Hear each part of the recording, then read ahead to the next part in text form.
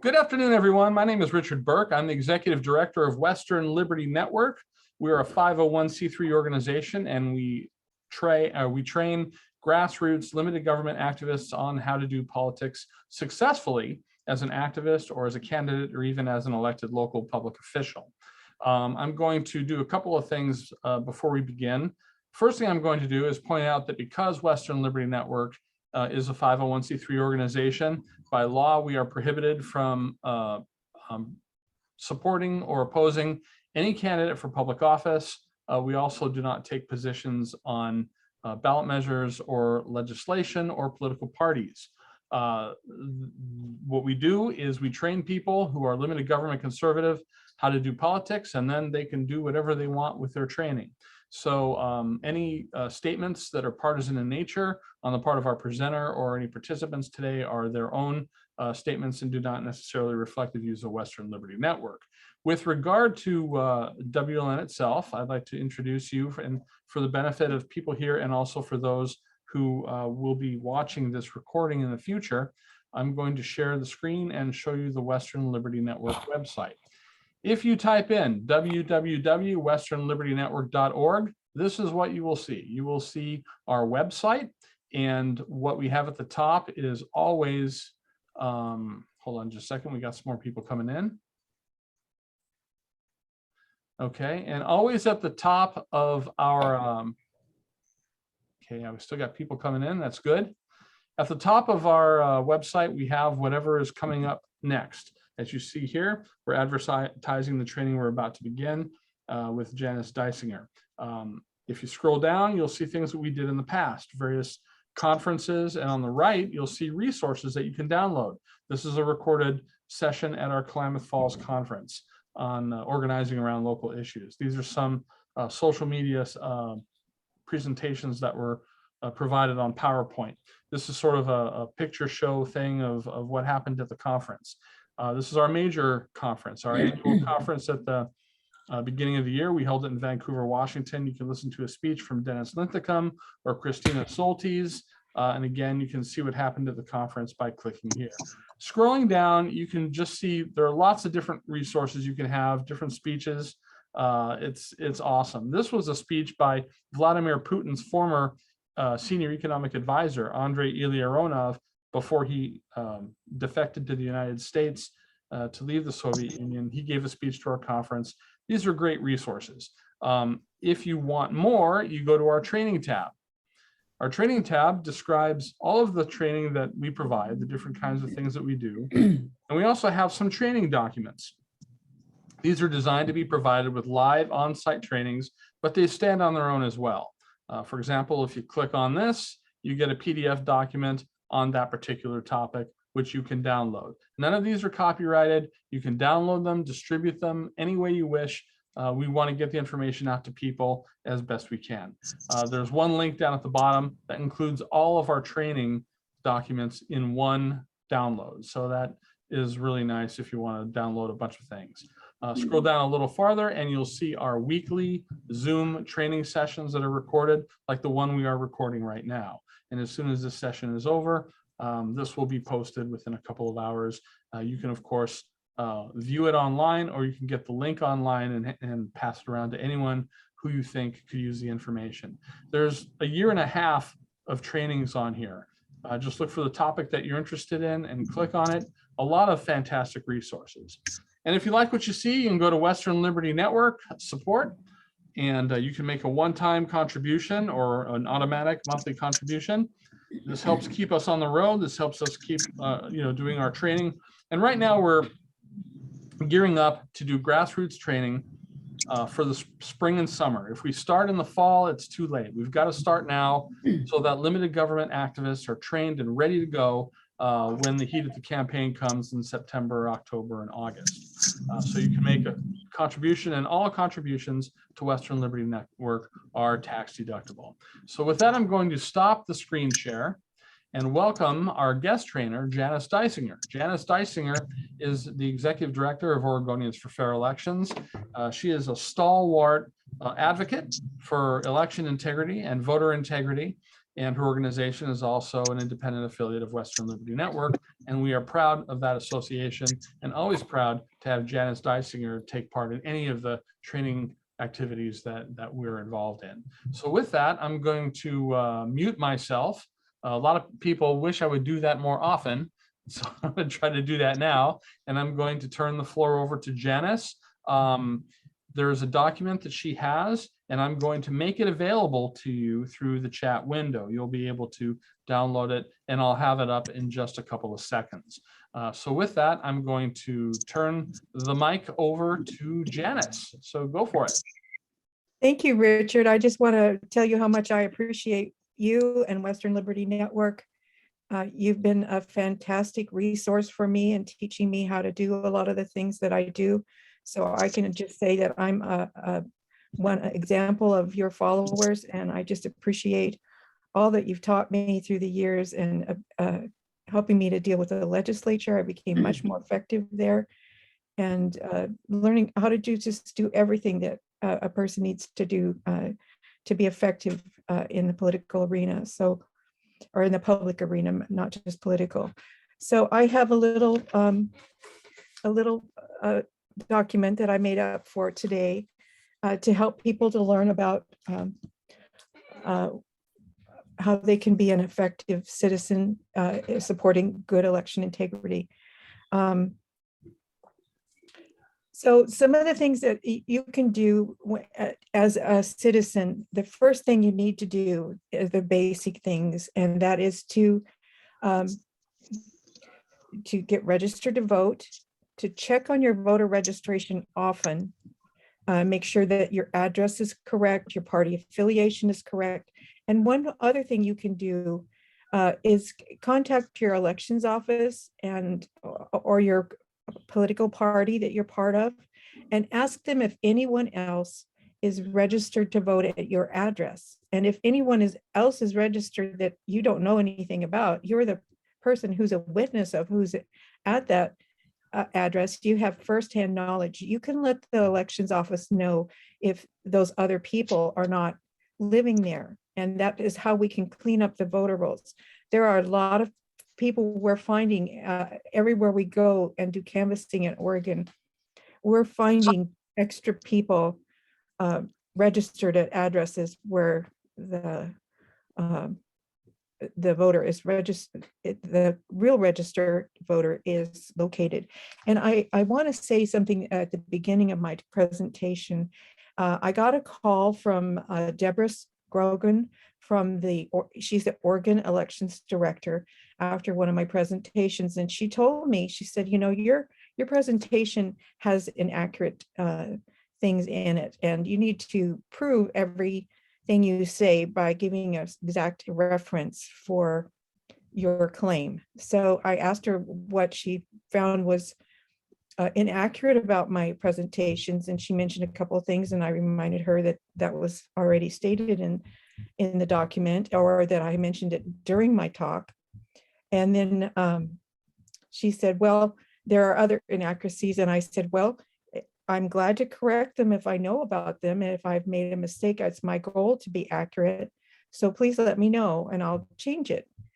And she said she didn't have time to do that. And so she wanted me to make a disclaimer at the beginning of all my talks that my information, according to her, is inaccurate, and you need to go check it out. And I would always encourage people to go check out what I say, because we all want to be accurate, and I'm not infallible. So if I've said something that you don't think might be right, please check it out. Go find the resources that you can find to make sure the information is accurate. And if I've made a mistake, please let me know, because we can't be effective if we're not accurate. If we're just spreading lies, we're just going to all fail, and we don't want to do that. So I want to say that right up front. I forgot to say it at the very beginning. So I wanted to let you know, besides contacting your county clerk, and I always advocate that people know their county clerk and get their information from that person. You can go to a link called voteref, voteref.com. It's an organization that has downloaded all of the voter rolls for at least 20 states, and you can go and search them for your address and your name and see if you're registered in any of the other states that they're affiliated with. So it is a good cross-state check. It's not perfect. They've still got some bugs to work out, but it's an interesting one at least. You can get an idea. Some people are concerned that their information may be used in another state, especially if they lived in that other state. Most people don't unregister when they move. And so you could be registered in their old address. So you want to make sure that you clean up the voter registration in the last place you lived as well, so no one else uses that. And if you get extra ballots at your location, don't throw them away.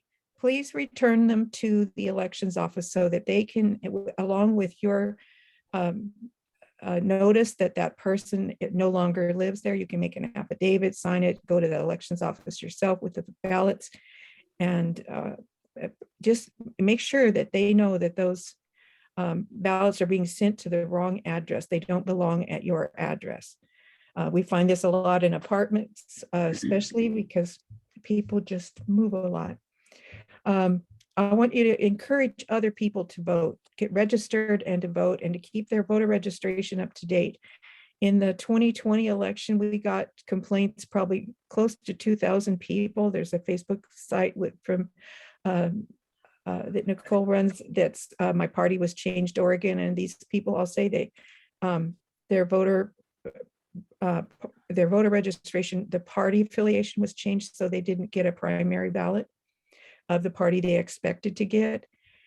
Sometimes it's changed to non-affiliated voter. That's the most common problem, where if somebody went to DMV or some other agency of the state and they were automatically registered, and their party, if they didn't respond to the postcard that the Secretary of State's office sent out, they could have had their party affiliation changed. The Secretary of State says that doesn't happen if the person probably did it themselves, but I've talked to several people that have complained this week to me that they didn't get the proper primary ballot. Their party was changed to NAB again. So it happens every primary. So that's why I say make sure your voter registration information is correct at least a month before the election, so that you will get your proper ballot, especially in the primary. You can't change it after 21 days before the election. So you will just get a non-affiliated voter or whatever. Sometimes people have been to change to the opposite party or to independent or something like that.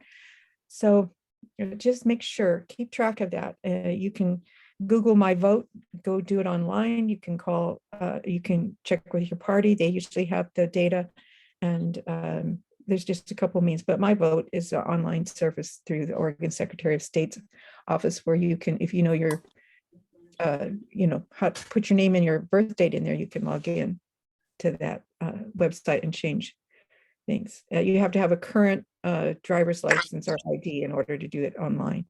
So the next thing I wanted to talk about, support candidates that advocate for election integrity. Ask them about it, what they're going to do about it. What is their thoughts on election integrity? Some people don't think there was any problem at all with the elections at all. They don't find any problems at all, and they think everything is totally secure. So investigate that with your candidates. And if you find somebody who is really wants to have good election law and have accountability in that process, please support them financially, help other people learn about them, and help get them into office, because nothing is going to change if we don't have people wanting good election law in place. So you can go to tracktheirvote.org. I will try to add that to this page. I didn't add it in there, but that has a record of all of the legislators that are in office right now, and it will it tracks how they voted on different issues. So you can check on the last session, or I think it goes back 5 or 6 years now, maybe 7. And it tracks the legislators on how they voted. And last year, for House Bill 2681, that keeps people on the voter rolls forever. There's no time limit. They can stay on the voter rolls without voting indefinitely. And unless the election office gets some notice somehow that the person has moved through the postal service, or for death records, or some other affidavit comes in on them, they'll stay on the voter rolls. And this is going to add back over the last 2 years. It's about 38,000 people that didn't vote in the last 10 years were added back. And then going forward, they figure in the 10 years that there'll be about 180,000 people that'll be on the voter rolls that don't vote. So this is a problem, because it assists people who have nefarious efforts in corrupting the vote. So they have a pool of people they can take over their ballot and vote. Okay, so then I wanted to ask you also to support initiatives that are working on election integrity. Over the last 14 years that I've been involved in election integrity, I haven't seen any bills passed that supported election integrity. They always go the other way. So we've been trying to get initiatives passed. And so if you find an initiative petition that would support election integrity, asking for voter ID, a good keeping registration as a separate event. I know in the future legislation that some people are proposing would encourage people to have same-day voter registration, weighted voting. The other one I see they've signaled for is being able to vote from download your ballot from the new portal they're building. So these are all, and print it yourself. So these are all things that we want to make sure. They want 16-year-olds to vote. So these are all things that could make the voting laws worse. So we don't want to go that way. We want to go to accountability in our system. We want it to be easy to vote, but hard to cheat. We don't want it to be easy to vote and easy to cheat. So please support good legislation, good initiatives. You can volunteer to observe elections, and the elections office wants you to do that through your party or a candidate or an issue-oriented group. So you can, they want a letter from the head of that organization. So if you're county chair, you can ask them to please send a letter to the elections office with this designating that whoever is the leader of the group is known by the elections director, and that person will also send the elections director a list of volunteers that they've gotten to help with the various functions of the elections process, and that way there's a good communication between the elections office and that party, candidate, or initiative. So that's how it's done. And when you go to observe elections, there's some things you should be looking for. You can go to their website, go to the county clerk. Ahead of time, I'd suggest you get to know the county clerk. Just send them an email, tell them you're interested in elections. Try to find out what the observer rules. They're usually listed on the county's website. Become familiar with their website. I know for like Multnomah County elections where I observe, their website, it has a calendar of events for what's coming up on the elections in the future.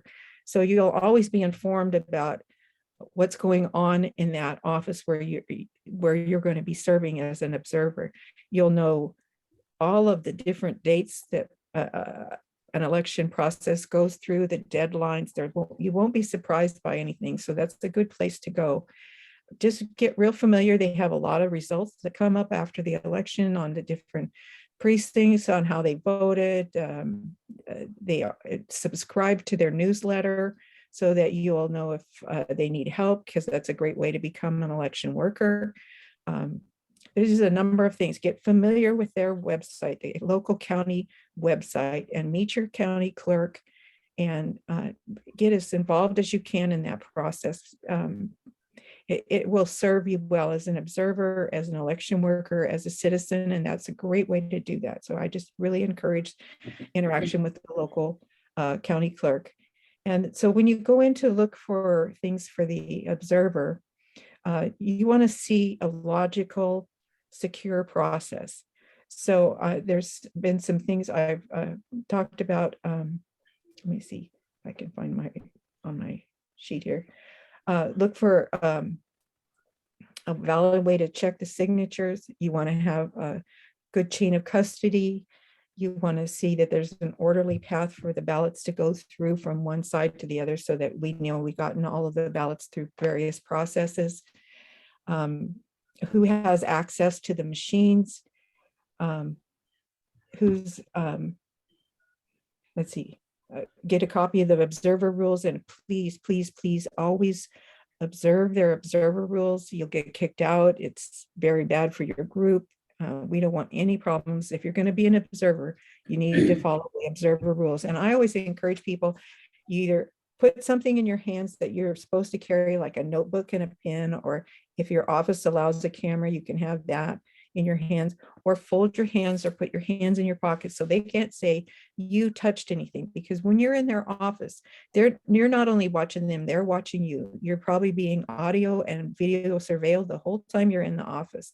So make it very obvious you're there as a witness, as an observer. And an observer is a witness that has firsthand knowledge of what's going on. And so I encourage you to take notes as you go along. Put the time and the date. If you have a fellow observer, I always like to see two people observing together. Then sign each other's notebooks once in a while, just so that you can kind of be a collaborated witness. And if something were to come up, you would have firsthand knowledge, you have notes, you have a witness, a fellow witness, and to the process. So then I skipped a little part of what I wanted to talk about, and that is support organizations that that encourage election integrity. And I would say Western Liberty Network is a great organization to do that support. They've taught me how to lobby the legislature, how to do a press release, how to do a number of things that you just need to know if you're going to be effective. So please support Western Liberty Network. Richard is a fantastic organizer and effective in all of the things he's done. He'll help you if you want to run for office, if you want to serve on a board, any of that stuff. He can help you to be an effective person, how to understand budgets, everything you need to know. He will help you do that. So it goes, he particularly has helped me. So I also would say on my website, cleanvoterrolls.com and Oregonians for Fair Elections, we always appreciate you coming to our website. We don't have a donation button on there right now. I hope by the end of the weekend we have one on Clean Voter Rolls, but you can always support a number of groups. And the other ones, I would say Oregon Citizens Lobby is a local state organization, and they teach people how to lobby their legislature, the legislators. And we used to meet there once a week on when they had the building open, and we would be able to go visit our legislators. We could submit testimony. We could testify during different when bills were being heard. So I learned an awful lot from Western Liberty Network, yes, and also Oregon Citizens Lobby. And Oregon Citizens Lobby is connected to Track Their Vote. So they not only do the lobbying, and they have 11 teams on different subject areas. So there's experts, and we've got over 1,000 people in that group, and there's experts in every field that can make talking points for a particular bill. And there's, like one session might have 4,000 bills where no legislator is going to be able to go through that many bills. So it's great to have these experts looking through these bills that can really yeah. Well, what is that? Somebody needs to mute Sherry, I guess. I'm sorry. Anyway, if we could, I would really encourage you to support Oregon Citizens Lobby.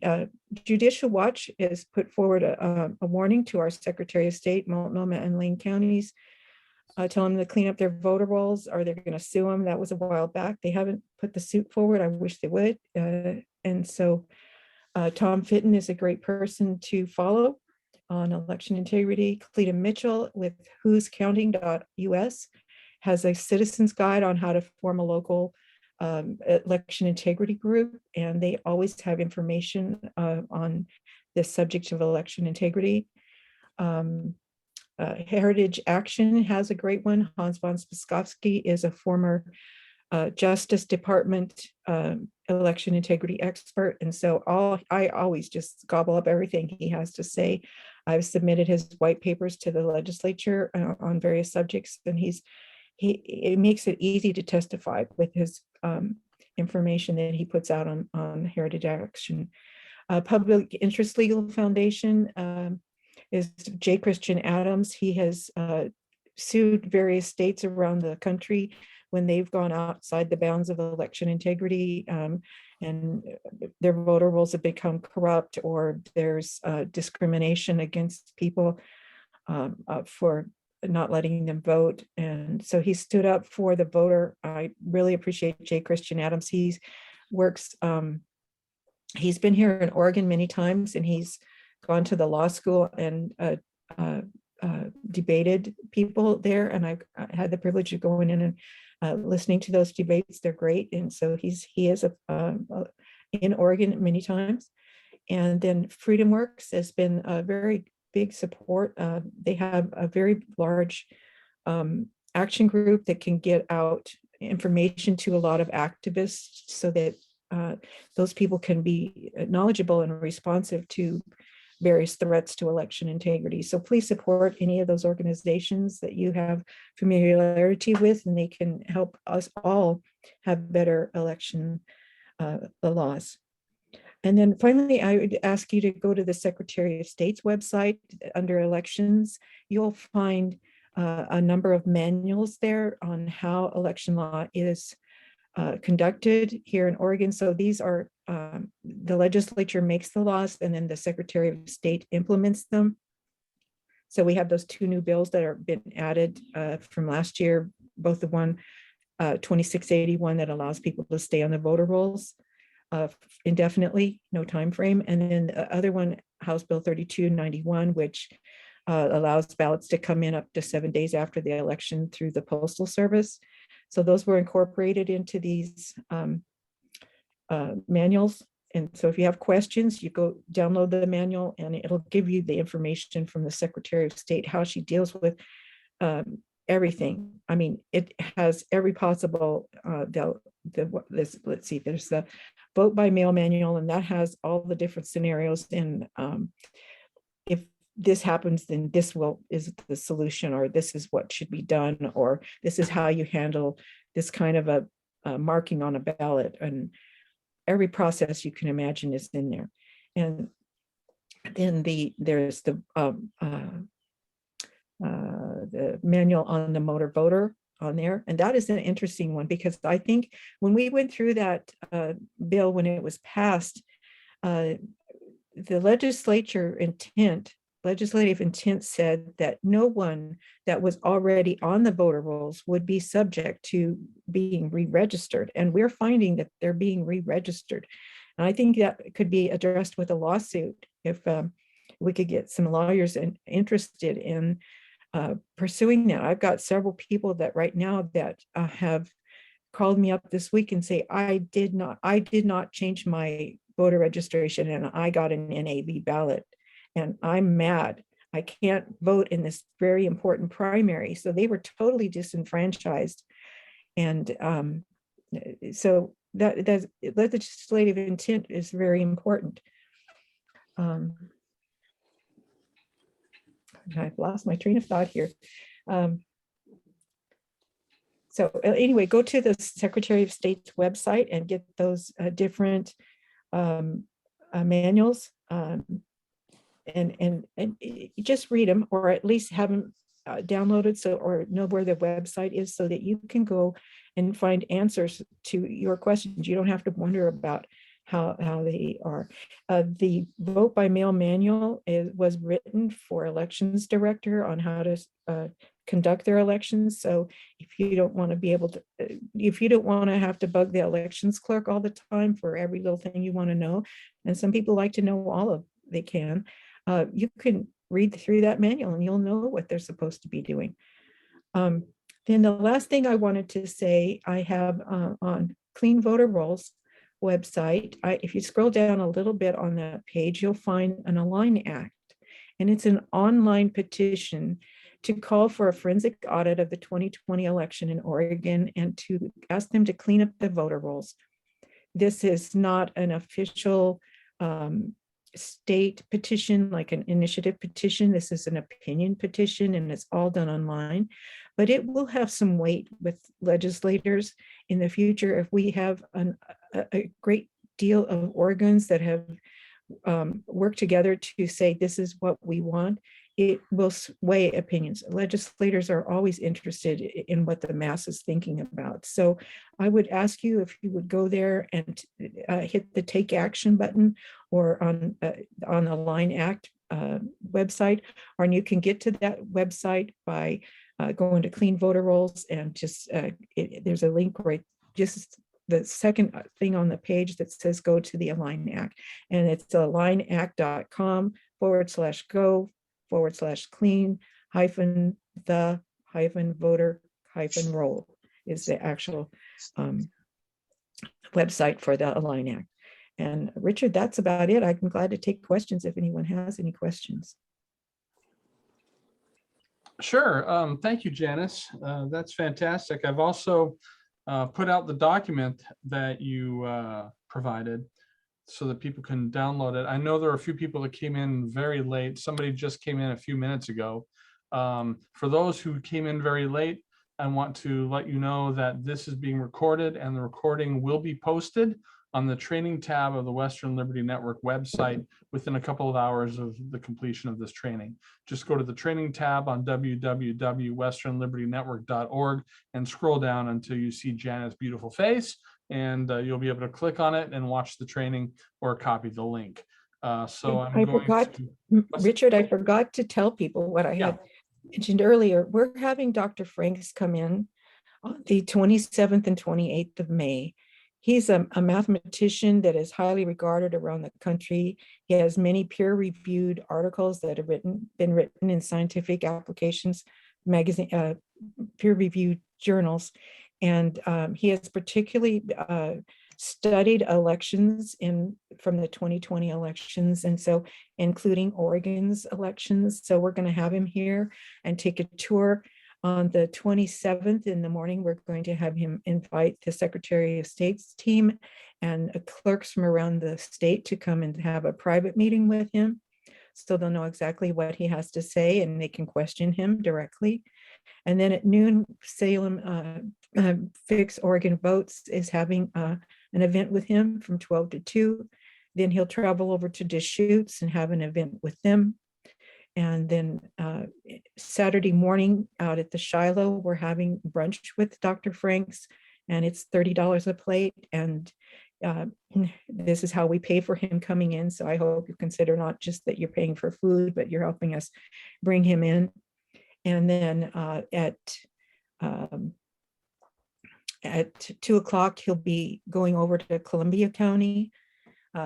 And then at that evening, he'll be with Take Back America in Clackamas County. And we also hope that we can get him with Richard prior to him coming in, and that he can be able to or afterwards, shortly afterwards, so he can be on a Saturday call with Richard. And we hope to get him on 2 other radio stations while he's here as well. So that's my big announcement. You can follow that at cleanvoterrolls.com. I'll have a flyer up there very shortly about that event. And there is some news in Oregon about some records requests. And I didn't mention that in my talk, but records requests are how we know how the law was followed. We can document it. So I have been doing some records requests for ballot images and who actually voted, and I'm checking with the voter rolls to make sure things are working out accurately. And I did one for Washington County. And prior to my Washington County records request, Tim Sipple in Washington County, he's a resident, had asked for some information, including an SQL database that was a work product of their voting system. And he was denied access to that SQL database. So he went to the DA and he asked for it, and he got the contract between Clear Ballot and the county to see if there was any prohibition to it, and he didn't find any. And specifically, he found that it could be obtained through a records request. So the DA granted him the ability to get that database, and the county clerk said, "No, we're going to fight you. We're going to take you to court over it." And then the Secretary of State joined in that as well. And so there's a lawsuit now between those 2 entities over this database. And that's going to be a public hearing in June. And you can go to Joncus, JONCUS.net, and he has all of the documents about that court trial there. And recently, since I had asked for the voter rolls in Washington County, it took me a month to get them finally ready. And so they were ready late in the day. It was a 2-hour drive for me to go get it.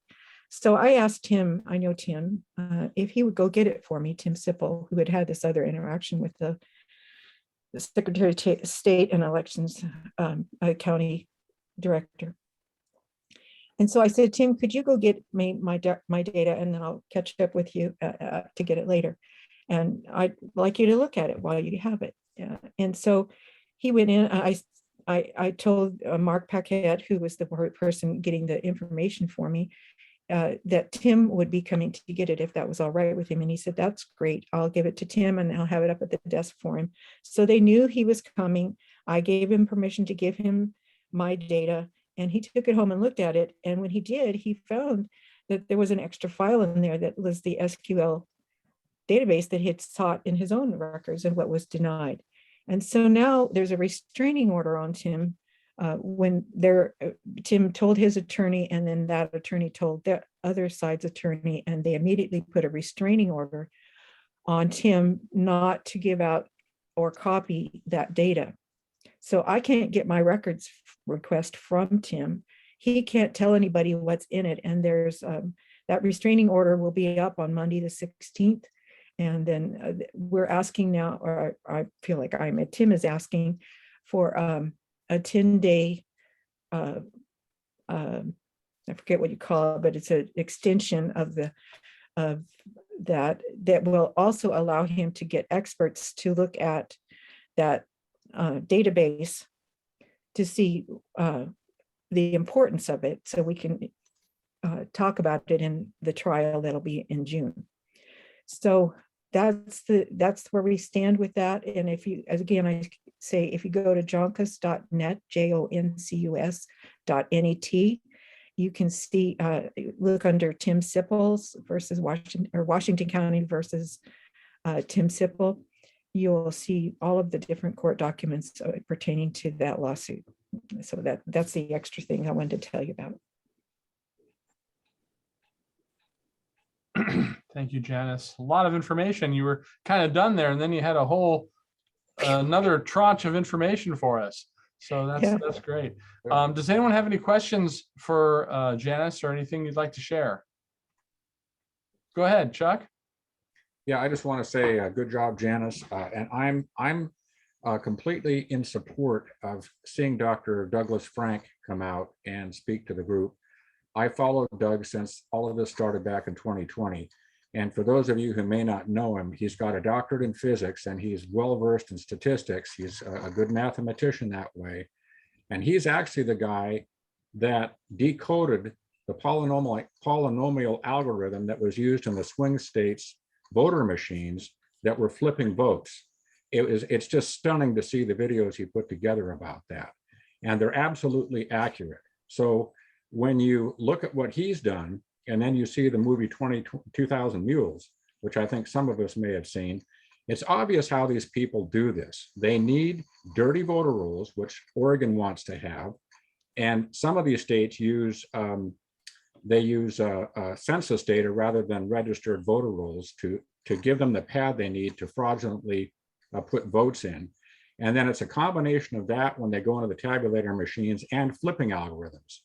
Another thing we have to remember is in terms of Oregon, even though our terminals aren't connected like in some of these other states, they, according to the data that Frank has and that was gathered by Mike Lindell's IT experts, Oregon's machines were still online and votes were flipped. Seth Ketchel, for those who missed his presentation at the gathering of the Eagles, he was only able to get his hands on Clackamas County data, but that data clearly showed voter rolls were inflated and there was fraud involved there. But we don't even have Multnomah County or some of the other ones. So it's obvious it's a big problem. We really need to go after this, and I'm hoping that the Republican Party is going to make a big deal out of it. I sense resistance to this because some of the people I've talked to believe that, well, if you bring this up and you start talking about voter fraud, you're going to be labeled a QAnon extremist, and you know the things that the left likes to label you with. And my response to that is, you can't worry about it. They're going to do that anyway to us. So we just need to move forward and really press this hard. Our futures are at stake with this. These people are trying to destroy the country. So that's pretty much a summation of what I have to say. And I'm in full support of everything Janice is doing. And like I said, I followed it since 2020, and I'm impressed and thoroughly been made a believer of the data that Doug came up with, along with all of Lindell's experts. Lindell is not the guy who did it, but he hired the people that know how to do it. And they're really good. Okay, thank you very much, Chuck.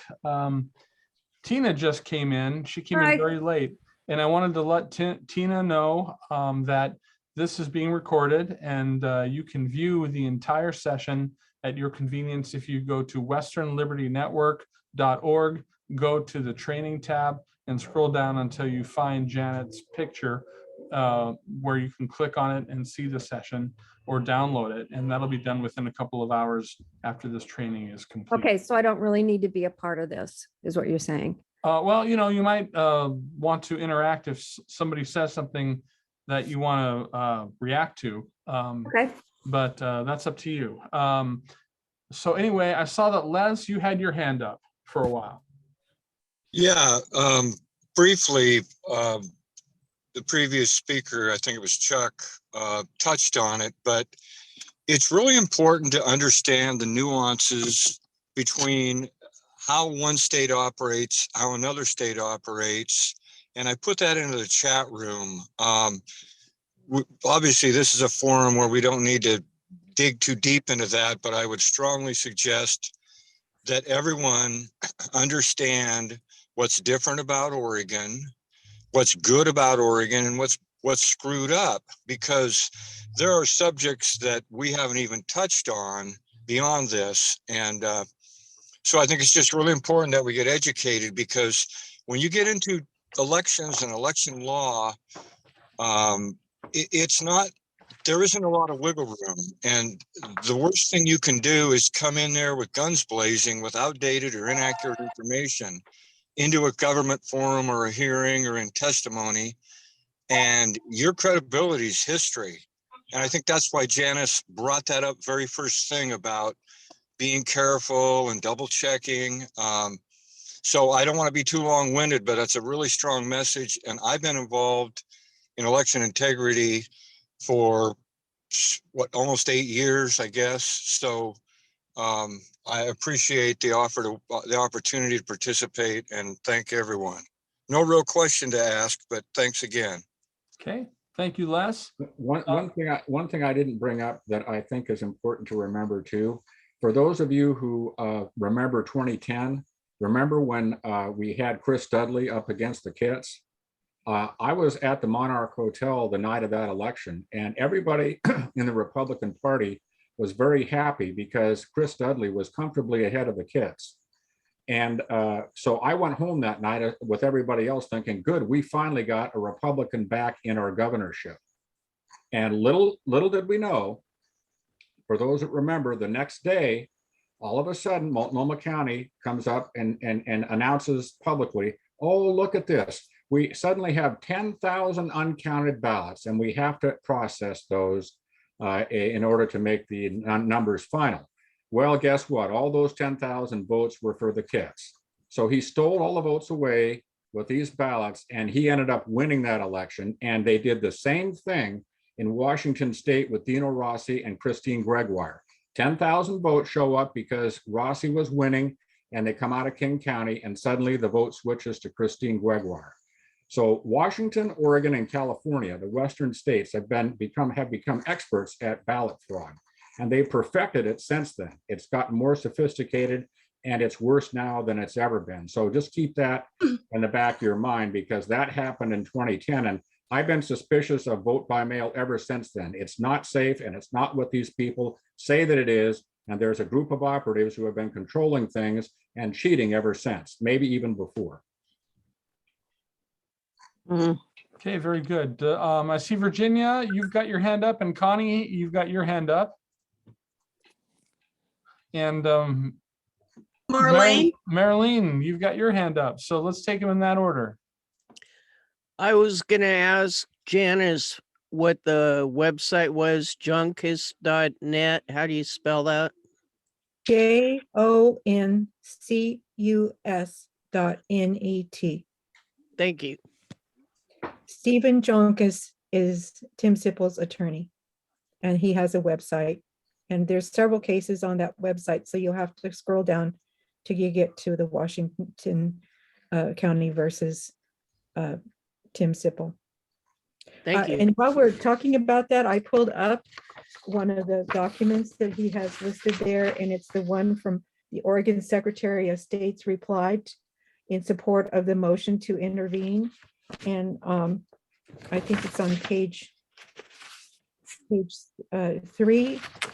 Ellen Rosenblum wrote this, and she said, even when the systems are not directly connected to the network, they are vulnerable to attack through physical and wireless access. And I thought that was so strange. How could a machine be subject to wireless access if it doesn't have any connection to a modem? I don't understand that. So it was very interesting reading this information. And I want to agree with Les Poole. Oregon is different than other states. We're all vote by mail here. And in each county, the rules are a little bit different on how to be an observer. And so you need to be aware of where you are and talk about that. Did you have anything else, Virginia? Yeah, what was her name again? That was Ellen Rosenblum. She's the Attorney General of Oregon. Okay, I'm trying to find it on his page here. Well, I'll send a link to you after we get off the call. Since I know you. Great, thank you, Janice. Okay, and who is next? I saw another hand up. Connie, I think you were next. Connie, well.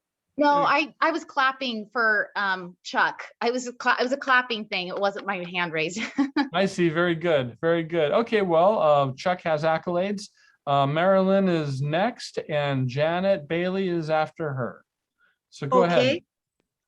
Well, this is the first year that I'm an observer, and we went into this room where they do a check on ballots, how accurate they are on counting and stuff. And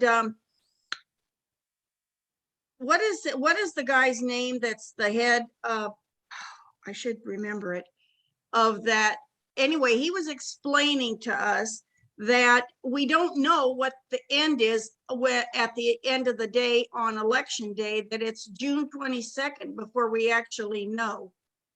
And is that because he said it must be because is it absentee ballots or what? They said they have to verify all of the ballots after the election.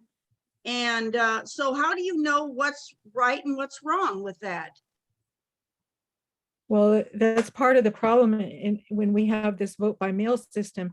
When you were voting in the precinct, you had all the ballots in that precinct and you could count them and come up with a count that day. But since we have this wide variety of ways a ballot can come into the elections office, and also there's a provision of proving the ballots after the election. So if you forgot to sign your ballot, you have 2 weeks, or you did last year, 2 weeks to come in and sign your ballot or send in a signature on a signature card, and then they would count your ballot. Now they've got 3 weeks because they had this extra 7 days for a ballot to come in by mail, and they want to give them 2 weeks as well. So that makes a total of 3 weeks for a ballot to have its signature proven, or for the voter to come in and re-sign the ballot or send in a signature sheet. As I'm told in Multnomah County, at least, that they send out a notice to these voters, and they also send a card for them to sign, and they don't even have to come into the elections office to show their signature. Oh, wow. So then after that, then there are the audits to make sure that the election was conducted correctly. And then there are challenge time as well. Candidates can say, hey, this wasn't voted right, I think you need to check it. And they can call for an audit of a particular precinct or something like that. So all of these checks come after the election. And I'm looking at July 8th is the last time that it will actually be for sure for that election. So you look at the calendar on there's one on the Secretary of State's website for all of the counties, and then each county will have its own calendar of events to look at. Okay, thank you. Okay, I think Janet Bailey is next. Janice, hi, Richard. Hi. Hi. So my question is, they're telling us we're going around that we should not turn in our ballots until Monday or Tuesday. So we don't give the Dems a chance to see the tally of the votes and then bombard with fake ballots. What do you say on that? I would encourage people to get their ballots in. That's the most important thing of all. Get your ballot Even though in. then it gives them a chance to see where we stand, and then they can bump, they've got 7 or 8 days to turn in fake ballots.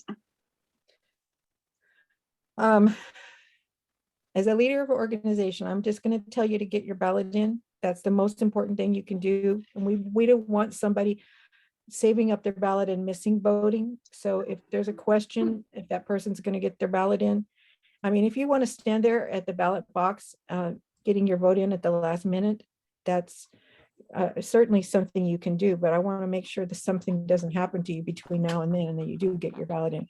If everybody votes, it's hard to overcome fraud if everyone votes.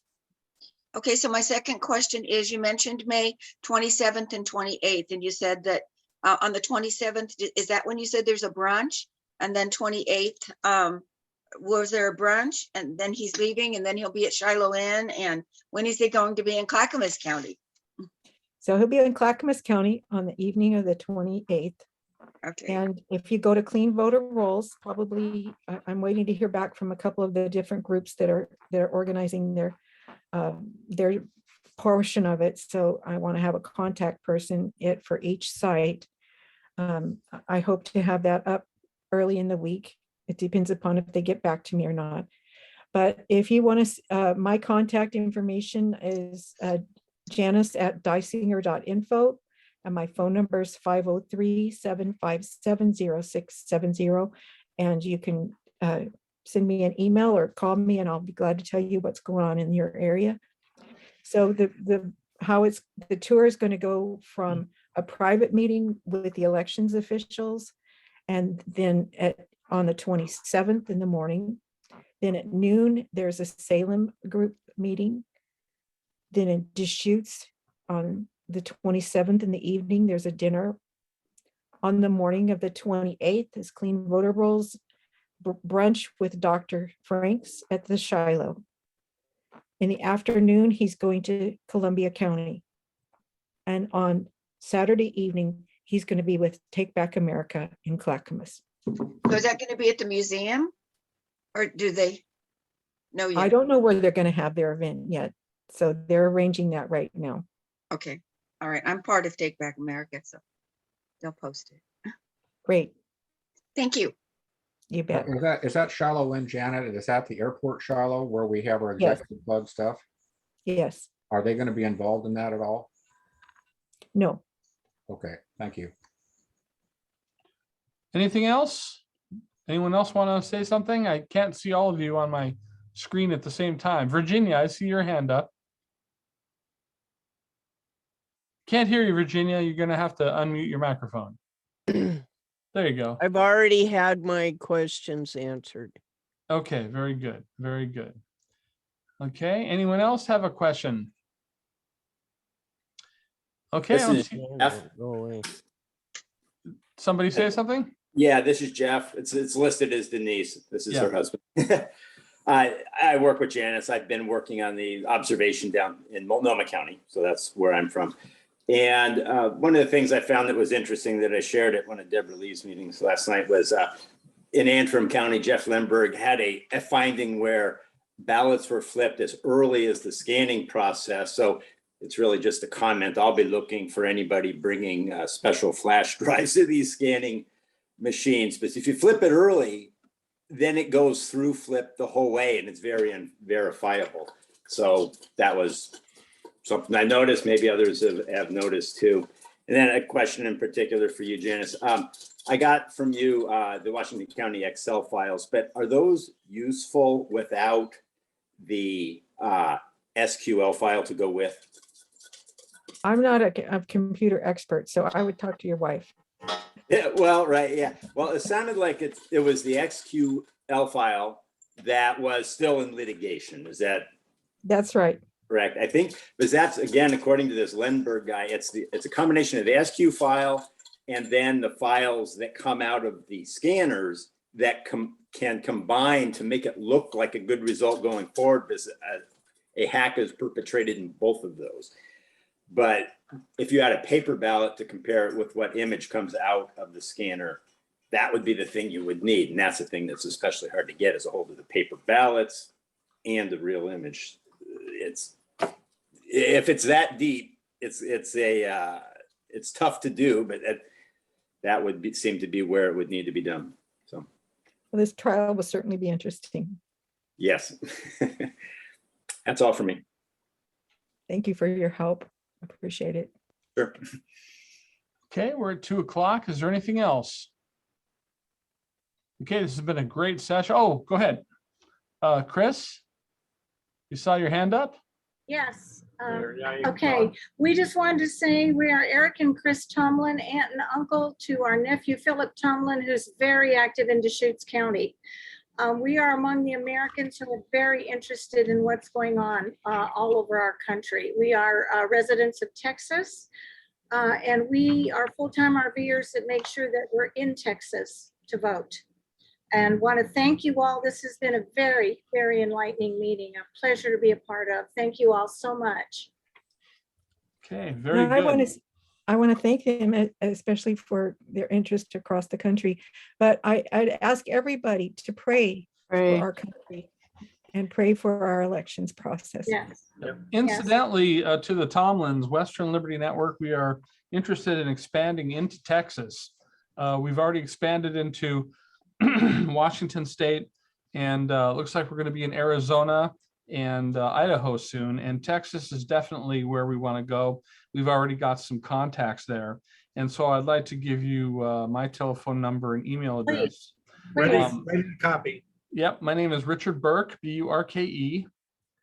And my phone number is 503-982-5885. 970-1876. And the best email address for me is rpbcentral, like Robert, Paul, Baker, the word central, no dots or dashes, @gmail.com.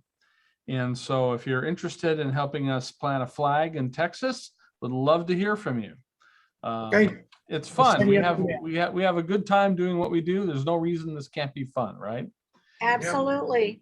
Yeah. Absolutely. And so I want to thank everyone who has been a part of this for attending and participating with comments and questions. Of course, I want to thank Janice DYSINGER. She's a heroic presence out here in the state of Oregon for limited government and election integrity generally. And so any one of you can view the recording, take advantage of other training materials by going to the westernlibertynetwork.org website and contact me at any time. So God bless you all, and take care, and happy election day. And remember, everyone who attended, Oregon has not won a Republican governorship since we went to vote by mail. That is not a coincidence. Yep.